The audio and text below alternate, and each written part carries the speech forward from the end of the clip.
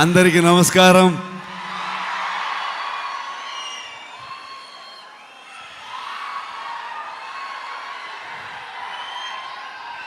Thank you so much for this love, support.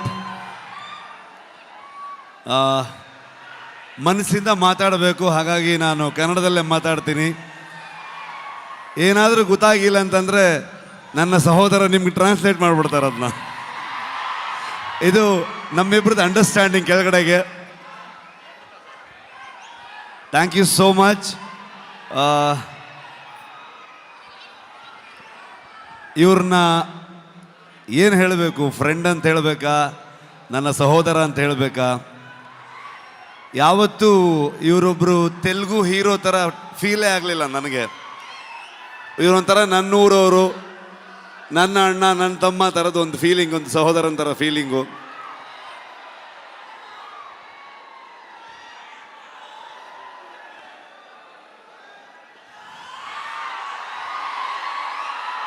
ಇವತ್ತು ಹೈದರಾಬಾದಿಗೆ ನಾವು ಬರ್ತೀವಂತಂದಾಗ ನಾನು ನಿಮ್ಮನ್ನು ಕರ್ಕೊಂಡು ಬಂದು ನಮ್ಮ ಆಡಿಯನ್ಸ್ಗೆ, ತೆಲುಗು ಪ್ರೇಕ್ಷಕರಿಗೆ ಪ್ರೆಸೆಂಟ್ ಮಾಡ್ತೀನಿ ಅಂತ ಅಂದ್ಕೊಂಡು ನಮಗೆ ಬೆನ್ನು ತಟ್ಟಿ ಇಡೀ ತಂಡವನ್ನು ಇಲ್ಲಿ ತಂದು ನಿಲ್ಲಿಸ್ಕೊಂಡಿದ್ದಾರೆ. Thank you so much sir. ಇಲ್ಲ ಹಾಗೇನಿಲ್ಲ ಸರ್, ಫಾರ್ಮ್ಯಾಲಿಟೀಸ್ ಇಲ್ಲ, ಬಟ್ ಸ್ಟಿಲ್ ಒಂದು. ಆದರೂ ಕುಂದಾಪುರಕ್ಕೆ ಬಂದಿದ್ದರು. ಕುಂದಾಪುರದ ಮಗ ಬಂದಾಗ ಪ್ರಗತಿ, ನಾನು ಎಲ್ಲರೂ ಇವ್ರನ್ನ, ಅಮ್ಮನ್ನ, ವೈಫ್ನ ಎಲ್ಲರೂ ಟ್ರೀಟ್ ಮಾಡೋಣ ಅಂತೆಲ್ಲ ಫುಲ್ ಪ್ಲ್ಯಾನ್ ಮಾಡಿದ್ರೆ, ಅಲ್ಲಿ ಬಂದು ನಾಟಿ ಕೋಳಿ ಸಾರು ಮಾಡಿ ನಮಗೆ ತಿನ್ಸಿದ್ರು ಅವರು. ಸೊ ತುಂಬ ಖುಷಿ ಆಗತ್ತೆ.